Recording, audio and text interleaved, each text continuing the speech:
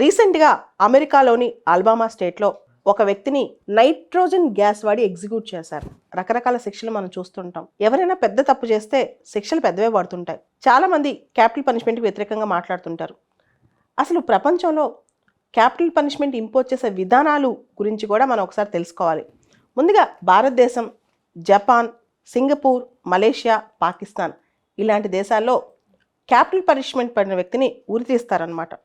China, Taiwan లాంటి దేశాల్లో shoot చేస్తారు, కాలుస్తారు. ముఖ్యంగా ప్రపంచంలో ఎక్కువగా క్యాపిటల్ పనిష్మెంట్ అమలు చేసే దేశాలు China, Iran, Saudi Arabia, Egypt, America. ఇవి టాప్ 5 కంట్రీస్ అనమాట. ప్రపంచంలో 50 పైగా దేశాల్లో ఇంకా క్యాపిటల్ పనిష్మెంట్ ఉంది. దానిలో 9 దేశాల్లో చాలా పెద్ద పెద్ద నేరాలు చేస్తే, మల్టిపుల్ కిల్లింగ్స్ చేసినా లేదా వార్ క్రైమ్స్ చేసినా అలాంటి వాటికి క్యాపిటల్ పనిష్మెంట్స్ వేస్తారనమాట.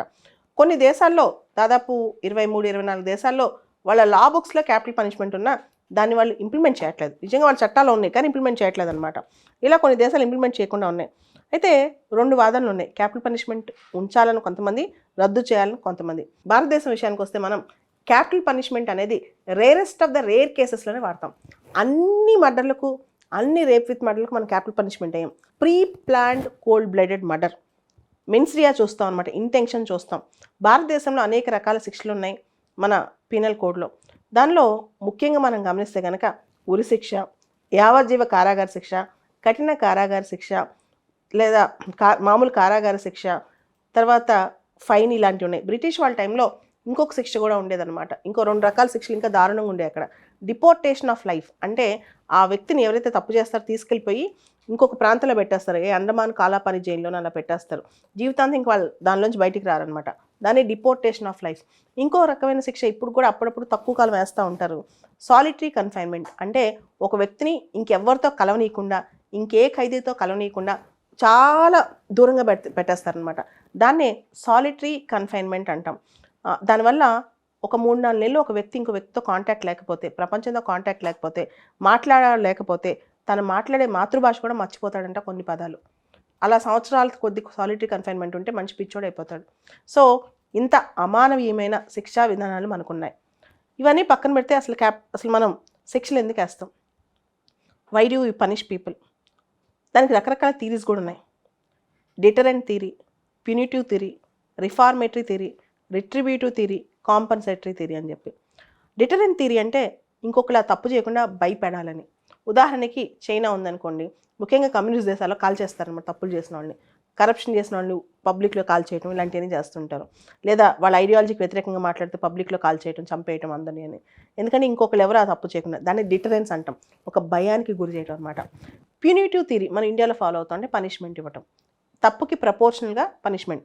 చిన్న తప్పు అయితే చిన్న శిక్ష, పెద్ద తప్పు అయితే పెద్ద శిక్ష. ఇది ప్యూనిటివ్ థియరీ. అదే కొన్ని దేశాల్లో మనం చూస్తే కనుక రిట్రిబ్యూటివ్ థియరీ, కాలుకు కాలు, కంటికి కన్ను, చెయ్యికి చెయ్యి. షరియత్ దేశాలు, షరియాలా ఫాలో అయ్యే దేశాల్లో కొన్ని ఇది ఉందన్నమాట. రిట్రిబ్యూషన్ అంటాం, రివెంజ్ టైప్ అనమాట ఇది. తర్వాత రిఫార్మేటరీ థియరీ, అది గాంధీ గారు. Crime is a disease, treat it అని, అంటే ప్రక్షాళన చేయటం. అంటే jails should be reformatory homes అంటుంటాం అనమాట. Criminals are not born but they are made అంటాం. క్రైమ్కి సమాజమే కారణం అంటాం, అది గాంధీ గారు. తర్వాత కాంపన్సేటరీ థియరీ, ఓకే తప్పు చేసిన వాడు నువ్వు శిక్ష వేస్తావు, తప్పులేదు, పెద్ద పెద్ద శిక్షలు వేస్తావు, తప్పులేదు. అయితే విక్టిమ్కి ఏంటి పరిహారం? నిర్భయ ఇన్సిడెంట్ ఉంది, దానిలో వాళ్ళందరినీ ఊరి తీసావు, కానీ నిర్భయ తిరిగి వచ్చిందా? రాలేదు కదా. అలాంటి రేపులు ఆగిపోయినాయా? లేదు కదా. అంటే అసలు నిర్భయ పేరెంట్స్కి వాళ్ళకి ఏంటి సోలేస్? ఎంతో కొంత వాళ్ళకి అంటే స్టేటస్ కో రిస్టోర్ చేయలేవు, అంటే పాత స్టేటస్ కో యాంటీ రిస్టోర్ చేయలేవు. అంటే ఇంతకుముందు జరిగిపోయిందా నువ్వు రిస్టోర్ చేయలేవు. కానీ ఇప్పుడున్న దాన్ని ప్రస్తుతమైన కొంత వాళ్ళ లైఫ్కి ఏదో ఒక విధంగా స్వావలంబన లేదా ఒక రకమైన సొలేస్ ఇవ్వాలి కదా. సో ఒక రకమైన ఊరట ఇవ్వాలి కదా. దీని గురించి చెప్పేదే కాంపన్సేటరీ థియరీ అనమాట. ఇలా పనిష్మెంట్స్ వెనకాల రకరకాల థీరీస్ ఉంటాయి. అన్నీ పక్కన పెడితే క్యాపిటల్ పనిష్మెంట్ ఉండాలా వద్దా అనే దాని మీద చాలా పెద్ద డిబేటే ఉంది. ఉండాలనేవాళ్ళు ఏమంటారంటే క్యాపిటల్ పనిష్మెంట్ లేకపోతే క్రిమినల్స్కి అంతం ఉండదు, భయభ్రాంతులు ఉండవు, సొసైటీలో దారుణాలు పెరిగిపోతాయని.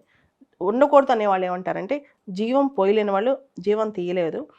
అదేవిధంగా క్యాపిటల్ పనిష్మెంట్ ఉన్న దేశాల్లో క్రైమ్స్ తగ్గిపోయా, అదేం లేదు కదా అని అంటుంటారు. మొత్తానికి ఇది పెద్ద డిబేట్. ఇండియా మాత్రం మధ్య మార్గ ఫిలాసఫీ. అన్ని విధానాల్లో, అన్ని మర్డర్లో, అన్ని రేపులో కాకుండా రేరెస్ట్ ఆఫ్ ద రేర్ కేసెస్లో క్యాపిటల్ పనిష్మెంట్ పడుతుంది. అయితే భారతదేశంలో ఒక విమర్శ ఉందన్నమాట. మీరు గమనిస్తే దేశంలో ఉరిశిక్ష పడిన వాళ్ళు అందరూ లిస్ట్ తీయండి. ఇప్పటి వరకు భారతదేశంలో మనకు స్వతంత్రం వచ్చినప్పటి నుంచి ఇప్పటి వరకు ఉరిశిక్ష పడిన వాళ్ళ జాబితా తీస్తే చాలామంది సామాజికంగా ఆర్థికంగా వెనకబడిన వాళ్ళే. అంటే క్రైమ్స్కి సోషల్ ఎకనామిక్ బ్యాక్వర్డ్నెస్కి లింక్ ఉందన్నమాట. సో ఇది మనం గమనిస్తే ఇండియాలో ఎక్కువ మంది ఉరిశిక్ష బారిన పడుతుంది ఎవరు, ఎక్కువ మంది క్రైమ్స్ చేస్తుంది ఎవరు. అండ్ మీరు చూస్తే చాలామంది భారతదేశంలో జైళ్ళల్లో మగ్గిపోతున్నారు తప్పు చేయకుండా కూడా. మన దగ్గర ఎవిడెన్స్ కానీ డిలేడ్ ప్రాసెస్ కానీ ఇవి కూడా చాలా దారుణంగా ఉంటాయి. ఇవన్నీ చూసిన తర్వాత ఎవరెవరు ఉరిశిక్ష తీయబడుతున్నారు. ఇంకా కొత్త రికమెండేషన్ అంటే కేవలం టెర్రరిస్ట్ యాక్ట్స్కే ఉరి శిక్ష వేయాలి, ఇంకా వేరే వాటికి ఉరిశిక్ష వేయకూడదని చెప్పి కూడా రికమెండేషన్స్ వస్తున్నాయి అనమాట. అంటే దేశానికి వ్యతిరేకంగా టెర్రరిస్ట్ యాక్ట్స్కే ఉరిశిక్ష ఉండాలి, మిగతా దానికి ఉండొద్దు అని చెప్పి. సో ఇవన్నీ గమనిస్తుంటే భవిష్యత్తులో ఒక ప్రోగ్రెసివ్గా కొన్ని డెసిషన్స్ వచ్చే అవకాశం కూడా కనిపిస్తుంది.